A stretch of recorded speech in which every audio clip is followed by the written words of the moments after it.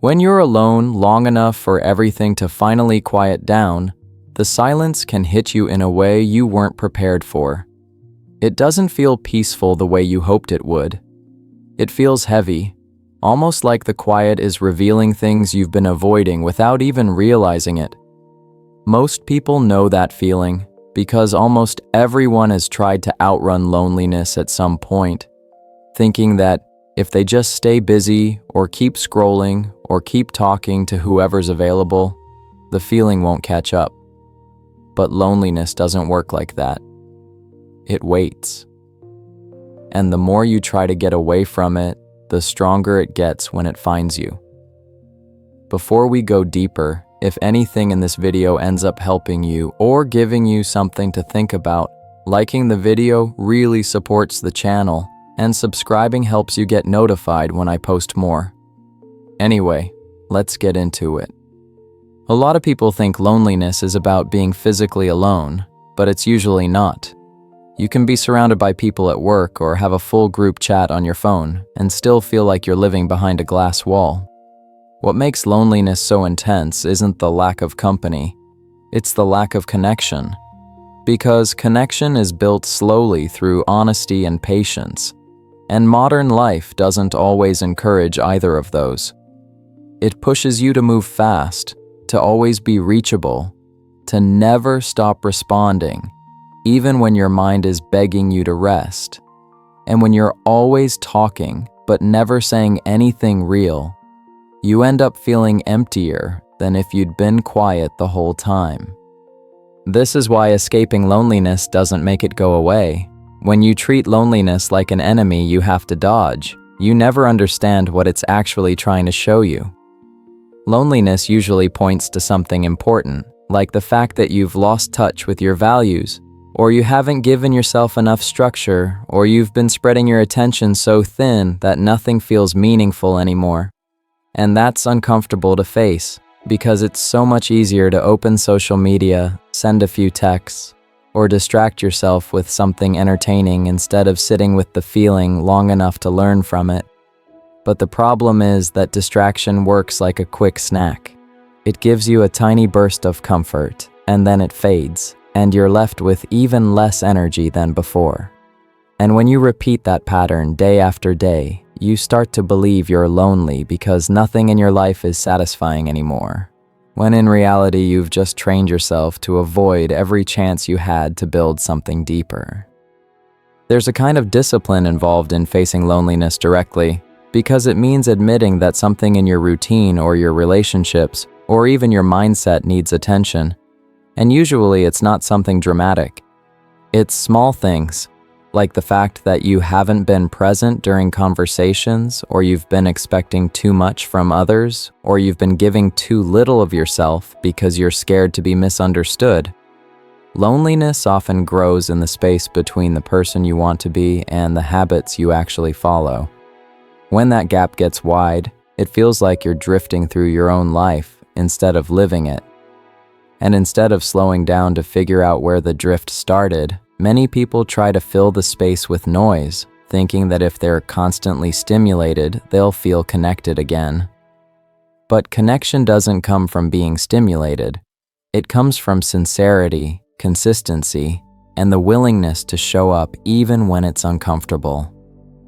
If you think about it, some of the loneliest habits are the ones that look the most social from the outside, messaging people just because you don't want to sit with your thoughts, going on dates just to feel wanted for a day, posting things online hoping someone will respond.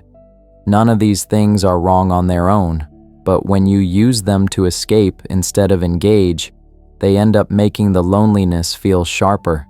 Because deep down, you know the connection isn't honest. You know you're reaching out not because you want to share something real, but because you want to avoid the quiet. And avoiding the quiet keeps you from understanding why the quiet scares you in the first place. Sometimes, loneliness isn't telling you that something is missing outside of you. Sometimes, it's telling you that you've drifted from your own sense of purpose, that you've let your days blend together without intention, that you're tired of acting like everything's fine while ignoring the habits that drain you. This is where structure matters, because structure isn't just about productivity or getting things done. It's about anchoring yourself so your emotions don't control your whole day. When you build simple routines, like waking up and actually taking 10 minutes to organize your thoughts or doing your work with focus instead of jumping between tabs every 2 minutes, you start to feel steadier. And when you feel steadier, loneliness doesn't hit with the same force, because you're not running from yourself anymore. And the surprising thing is that once you stop escaping the feeling, once you sit with it long enough to understand what it's revealing, loneliness starts to shrink.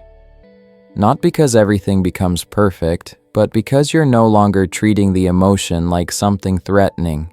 You're treating it like information.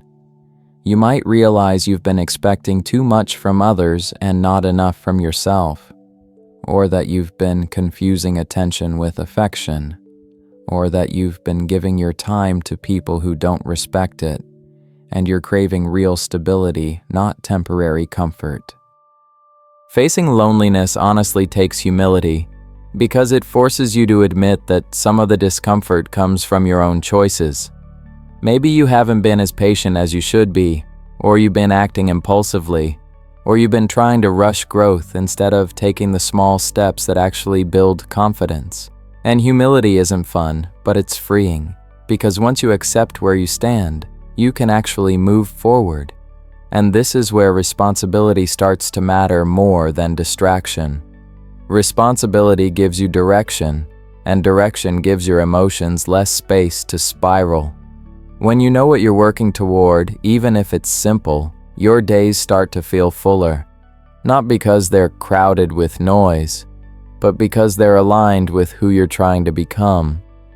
And when you move through life with that kind of steadiness, loneliness doesn't disappear completely, but it stops overwhelming you. It becomes something you can manage with clarity instead of fear. Loneliness gets worse when you escape it, because escaping it teaches your mind that you can't handle being alone with yourself, and that's the kind of belief that quietly shapes your whole life. But when you meet it with patience, when you let the quiet show you where you've drifted and where you need to realign, you end up feeling more grounded than you expected. So think about your own life for a moment. When was the last time you let yourself sit with the feeling instead of avoiding it? Do you agree with anything said here, or does your experience look different? And if loneliness has been weighing on you lately, what do you think it's trying to tell you? That's all from me today. I'll talk with you again later. Have a good one.